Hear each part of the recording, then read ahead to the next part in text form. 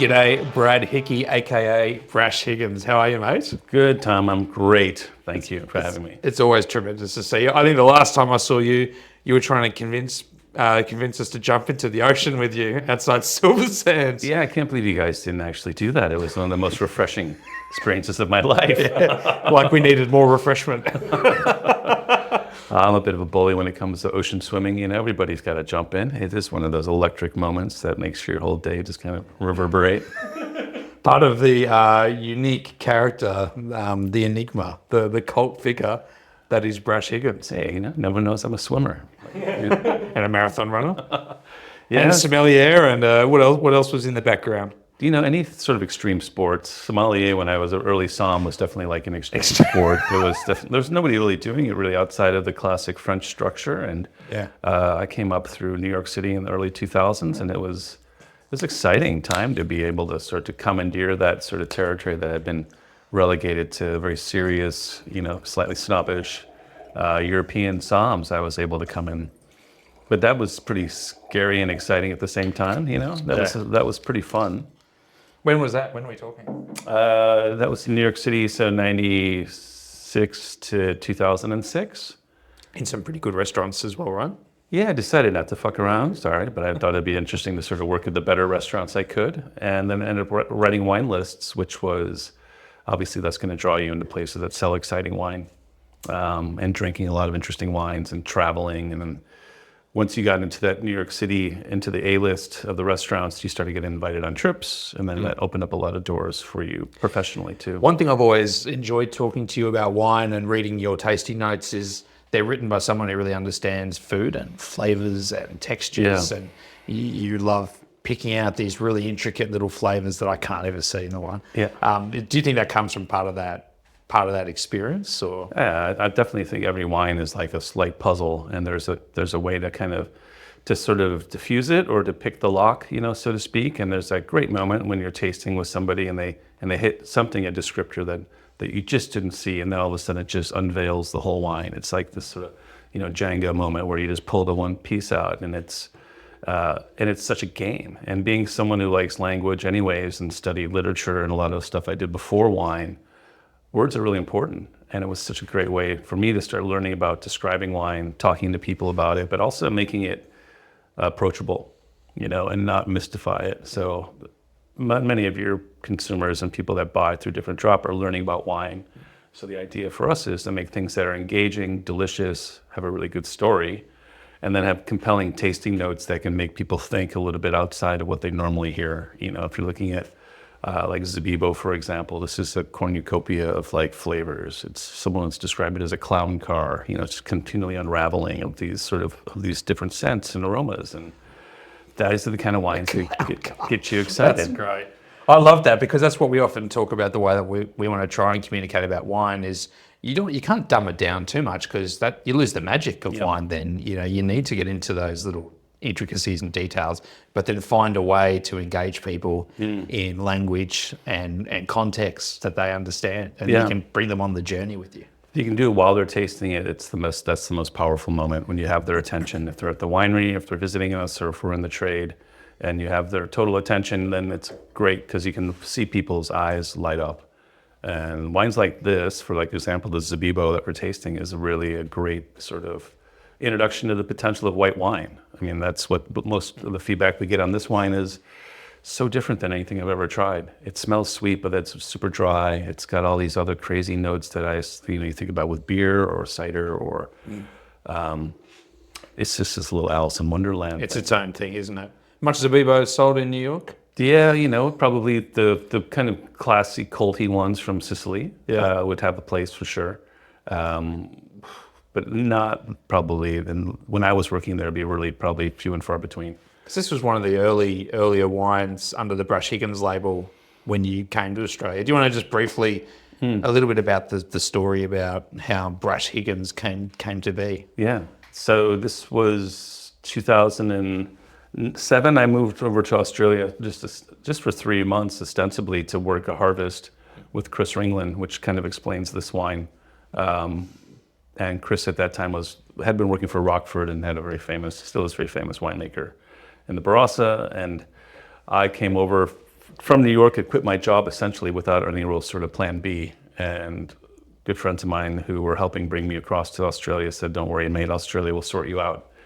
And so I got involved in winemaking, as it were, and certain wines, we started seeing a lot of opportunities to try new things. And it was a brilliant time probably to arrive in Australia. There was a lot of opportunity. When it came to being creative, there were literally no sort of restrictions. So Zibbibo, which is Muscat of Alexandria, which, you know, in Australia is called Gordo or Muscat Gordo Blanco, which didn't sound very sexy. Zibbibo sounded a lot more mysterious. Yeah. Potentially sounds like a search engine as well as maybe a wine, but I like the ZBO lettering suited my branding. What do you have against vowels anyway? Oh, there's a big O in there. There is an O, I guess.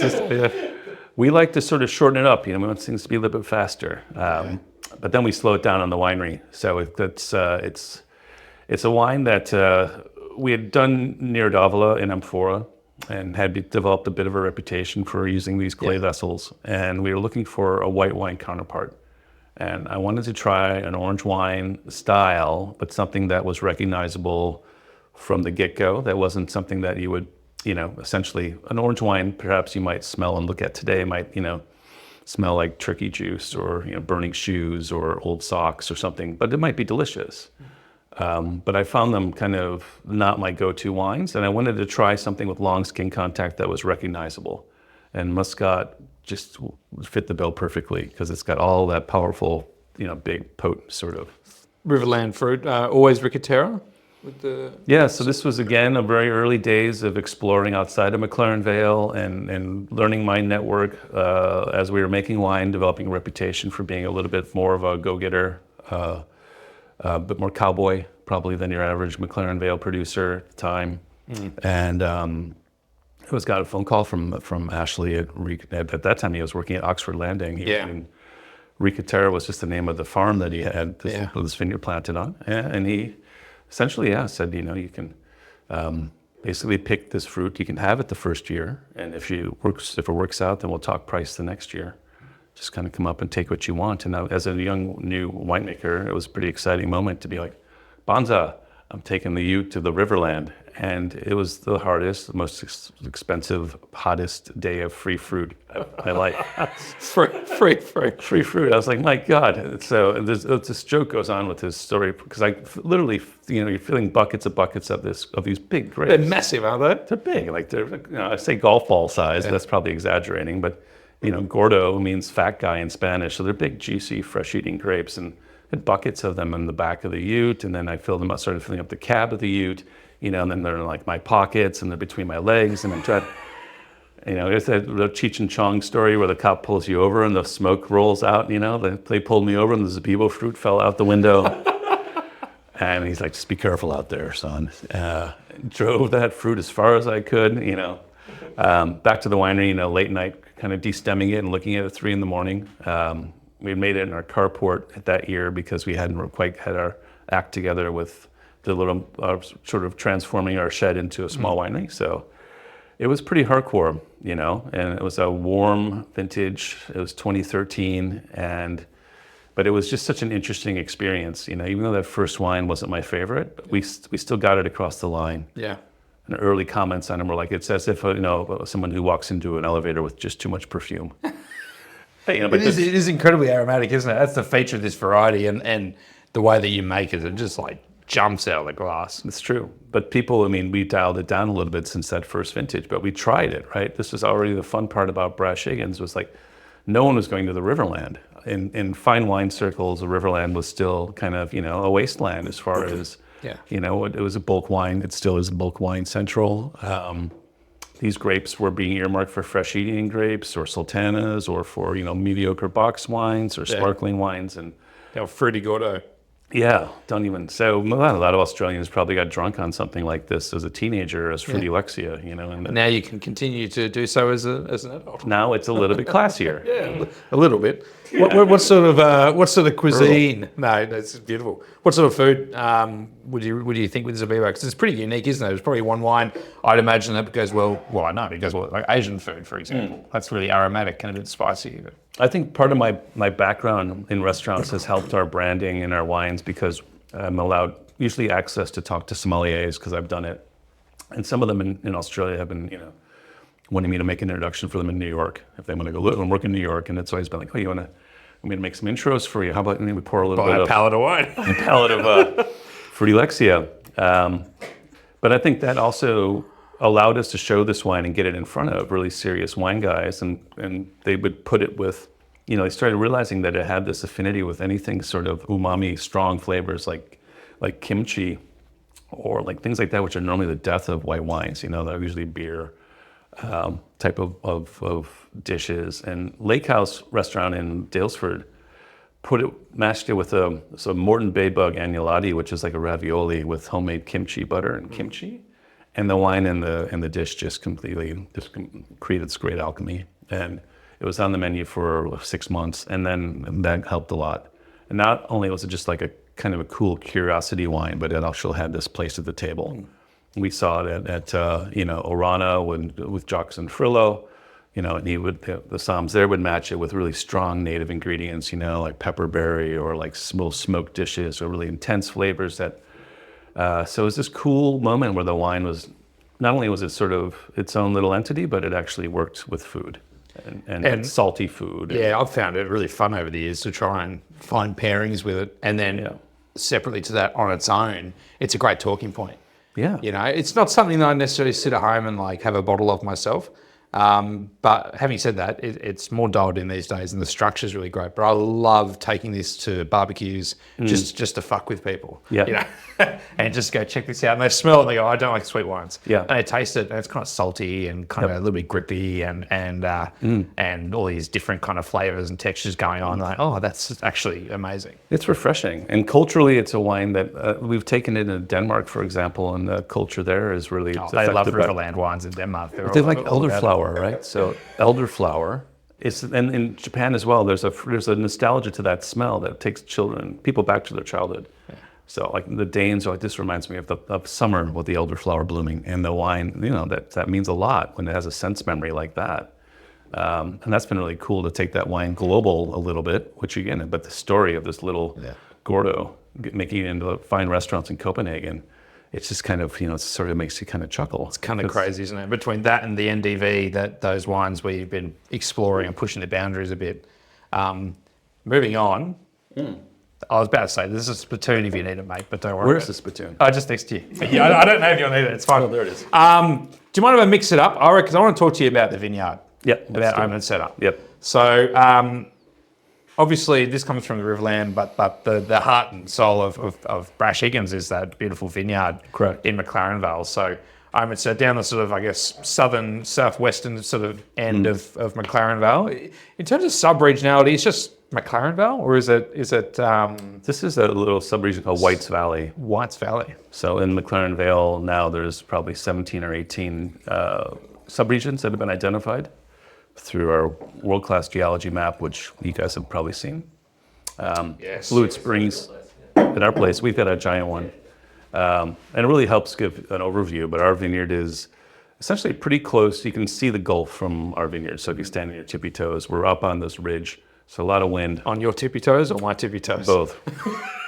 Maybe you on my shoulders. I'll climb up the basketball hoop and look out. So that wind and that sort of proximity always keeps the vineyard nice and cool at night, and keeps the wind, allows us to farm organically, so there's no disease pressure.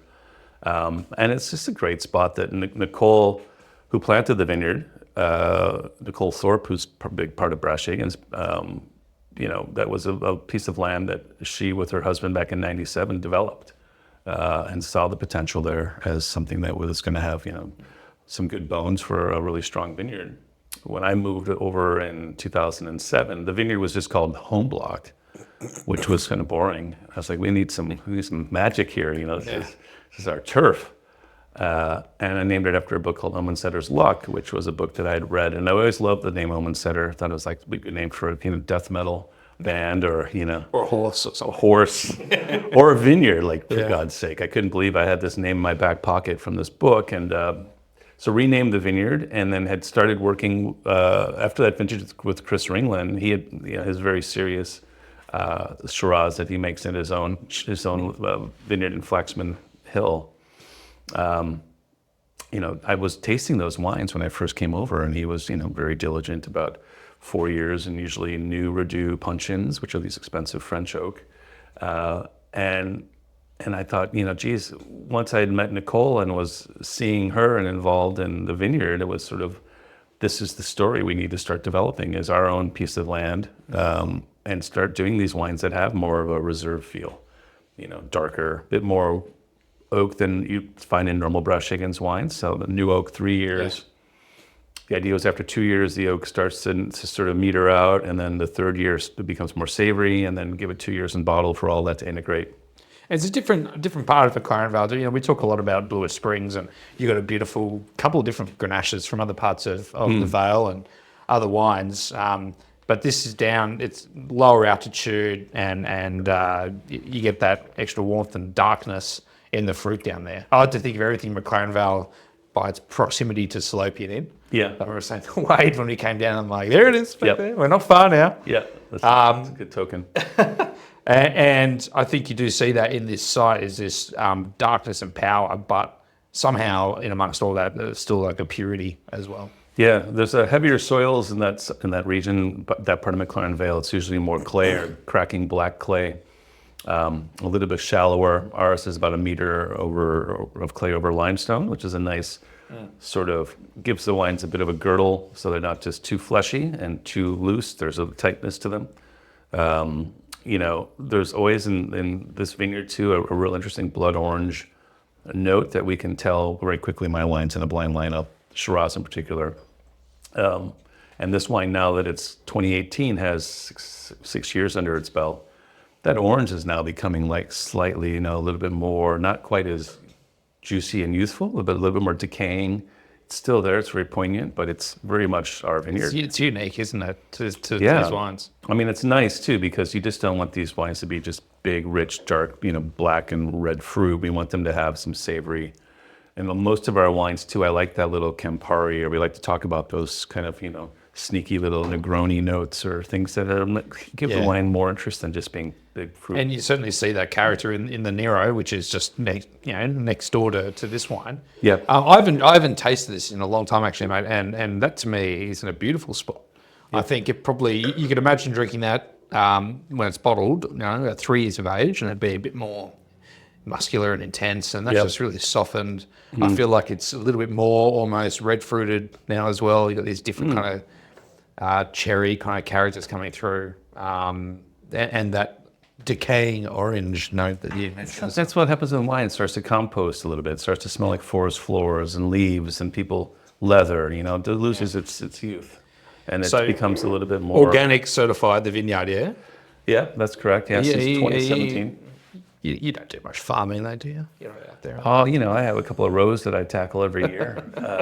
It's a small vineyard in relation to the rest of the Vale. I mean, it's only about 7 hectares. So, and we've divided it up now where at least 1/3 of it's Nero, and maybe the majority is Shiraz, and there's about a little bit of Cabernet Sauvignon. So this is 10% Cabernet, 15% Cabernet? Typically it's 85 Shiraz, 15 Cabernet.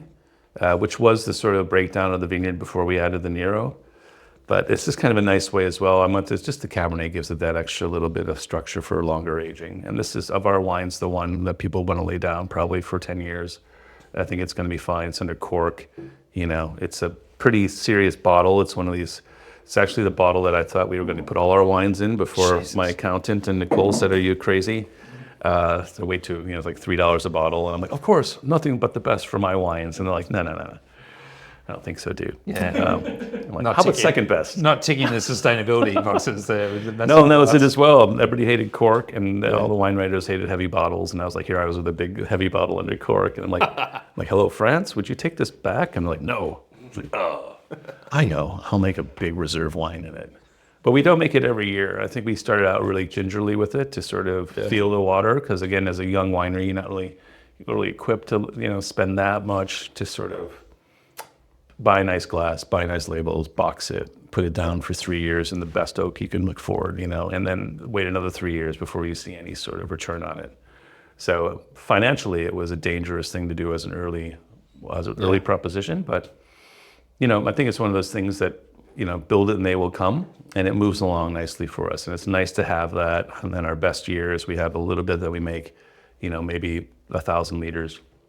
And it just sits nicely, with what we do. Yeah, it kind of completes the picture, doesn't it? It does. And so again, it's stylistically, we've never been that winemaker who's just done one thing, like we've never just been like a Pinot producer. For sure. Yeah. So the thing, you got the classics here. This is Shiraz Cabernet. You also have the individual Shiraz and Cabernet bottlings as well, which I think are really smart wines and have been there a long time and good value. Yeah. I think what excites me most about your range is the stuff like this and the innovation, and that's something that I think you've been known for in the Vale, like RSM, Riesling Semillon, Cinsault, the Nero, Crystal. Yeah. Not to be confused, Crystal for the sparkling wine. And we've got to taste this Bloom. Yeah. So let's, I've got a fresh glass actually. Okay. Let's do that. Thank you. So talk to us a little bit about Bloom and a little bit about just kind of any other quirky little ideas you got, mate. Must be some more interesting things happening. So is this the third release? This is the fourth release Fourth. of Bloom. Yeah, I think it's an interesting question about being, when you start making wines that are new to the region or to the country or stylistically are really unique, you still want to be able to make wines that you can have a conversation with other winemakers that have experienced it, like Chenin Blanc, Shiraz, Cabernet Sauvignon. Even though those wines are more well known, they're still really important for me to work with them as far as talking to other Cabernet producers in Napa or Bordeaux.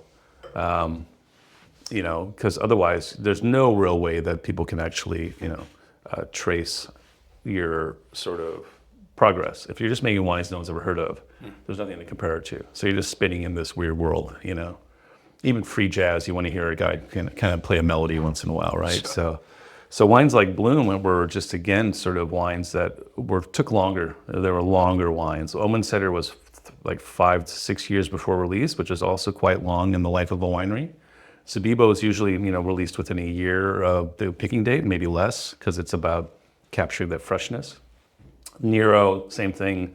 We bottle it early because it's not really a wine to sort of draw out that sort of élevage. The aging process is really kind of done after we take it out of the amphoras.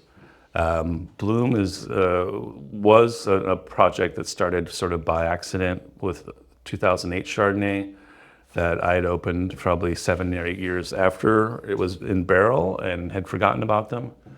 Kind of just didn't know what to do with it, wasn't happy with it as a straight Chardonnay, so we just tucked it away. And the first results were sort of compelling but polarizing, the first '08 Bloom. But then I realized not a lot of people were making sort of wines that were this sort of strange, and it brought a lot of the weird wine lovers out of the woodwork, like all the guys, like, where have you been my whole life? All of these, it's like, realizing you're like some sort of crazy artist and all of a sudden you're discovered. But it took a wine like that to bring and the Jura wines that started to sort of appear more and sort of the popular, amongst. Yeah.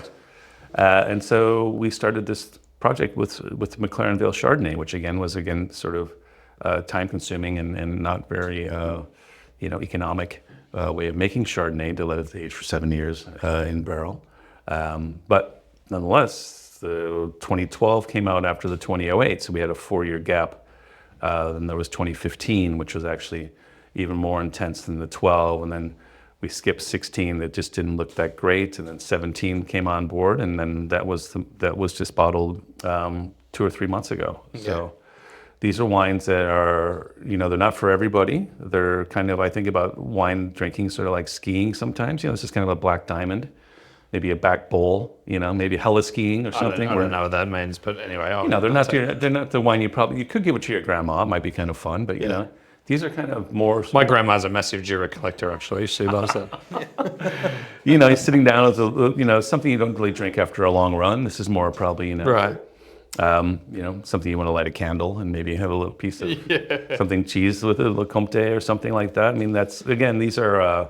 These are great food wines too, though. They really would work well with anything sort of rich or salty. It's, there is a cheesy element, there's creaminess, there's all sorts of different nuts and sort of oxidative characters going on as well. There's also a lovely saltiness to these wines and the acidity, which I just kind of think I just drooled on myself. But You're not the first in this room, mate. no, I can tell. Seeing a pool of someone else's drool. But that's what always surprises me. I think the wines are slightly, they come at you with, knees and elbows, and they're not always perfectly harmonious, but they kind of come at you with a lot of sort of the saline, mouth-watering acid, which when you think of something aged for 7 years, which hasn't been tampered with, so pretty amazing. It's to have it come out at you with that rush of acidity. And from McLaren Vale Chardonnay too, right? Like not a place notorious for high acid in Chardonnay. Probably not. I mean, in general, you don't see, a lot of McLaren Vale Chardonnay. In general, I don't think just heaps of it. There's a lot, obviously, of the Adelaide Hills just behind us. But it's not even so much about the variety anymore. I think what happens is these wines or the vineyard, it can be a bit about the vintage because, cool means higher acid, but I think you just start to see what happens with wine over time. And then they start to take on some characteristics of sherries, of these sort of wines that feel more sort of like a fine sort of Normandy cider, maybe a little bit of that sort of slight, a bit of, obviously wines are moving in that direction closer to that, a bit more of that balsamic lift that we talked about earlier, but they're still really compelling. I mean, not that you would sit down and drink a glass of soy sauce, I'm sure it would blow your mind. You'd be like, it's amazing. But, after a while, you'd probably feel you'd have to stop. Yeah, probably. Dip some duck in it or something. So we want these wines to be obviously something that, we're not going to make every year. They're wines that we're very thoughtful about when we take them out of the barrels. It's a very difficult moment of, looking at them as a whole to decide, because we're looking at something that we're now going to share with a bunch of people we haven't met, or former bloom, people that like the last bloom. And they're always different, they're never the same. But they are in some ways, they're always slightly quixotic and a little bit weird, and definitely great with food and something to talk about, and that's what's, I think, is so interesting about wine, is sharing it, around a table of wine lovers. If you pull this out, everybody's going to have something to say about it, but it's going to be something that's going to add something to the dialogue. There's nothing more boring than just probably making wines that are just going to kind of languish and float off into obscurity, So these are wines that hopefully be around my whole life. The ageability on them is, it's essentially probably 20, 30 years, That acid is going to keep these wines interesting as they develop. And, and then we go from there. There's so much thought in everything you do, Brad, courage seems a bit dramatic, but a willingness to try new things that other people aren't doing. And I think that's really amazing and an inspiration as well. How do you see your place in McLaren Vale? I know you're very well connected to the region and the people of the region. What would you like to be, how would you like to be thought of in McLaren Vale for the wines that you make? Please help yourself to some more, Blake. Would you like some time? Yeah, I'll have a splash. Sitting without a glass. What am I doing? Yeah, well, it's a good question. I think the big part of my whole journey was coming from a high professional part of New York City and making it in New York, and then coming to Australia and then seeing the potential, and then slightly having already achieved something in another line of work, done something else in my life that I did well at, gave me the confidence to come in. Even though I didn't have all the answers, but it gave me a lot of confidence to try making these wines stand out a bit more than other people, or just tried things that hadn't even been done here that maybe I tasted in Sicily or I'd seen done in the Jura, or we tried wines like Chris Ringland, so I was kind of, I wouldn't say cocky, but I had a little bit of confidence behind me from my whole experience in New York. And I think there is something about winemaking or having any profession where you do something, you shift gears from one to another. And I think that sometimes is very helpful. Being 40 when I moved to Australia too, I was a little bit, again, more mature, and I felt, I could try different things. And I had a very stable foundation with Nicole, who I was living with, and a vineyard. And I was very lucky to land on my feet to be able to start making wine without having to go to wine school. And then, there's a lot of it's just pure ignorance of just not having the knowledge to know not to do something. There was nobody who told me I couldn't make wine in amphora, or we couldn't do an RSM Riesling Semillon blend. They said that's crazy, it's not going to sell, but that wasn't a deterrent. I was like, what do you mean it's not going to sell? I mean, I'm going to buy it. My mom will buy it. Probably not going to be much more of it made than that. But there's this attitude as well of like, geez, there's a lot of room to be innovative and creative. And so hopefully I'm seen as someone who was creative and an innovator and was willing to, stand behind something as slow as agriculture, like by planting near Davila. And having a vision of how those wines, I wanted to see them aged and fermented in amphora rather than in a wooden barrel, which again was not being done in 2011 when we released that first Nero.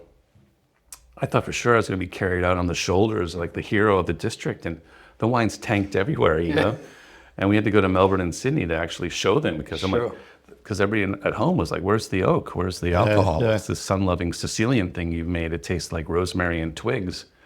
And I was like, yeah, well, that's the idea. I'm like, I'll take it to Melbourne. And then Melbourne was like, this is the weirdest McLaren Vale wine we've ever had. Yeah, we love it. But it was that slow. You had to change. You think about the way things change in wine. It's really slow.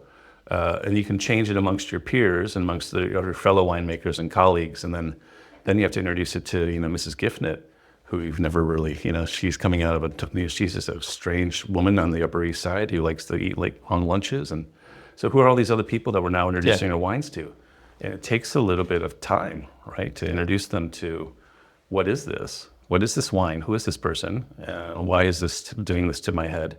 I kind of like it or I don't.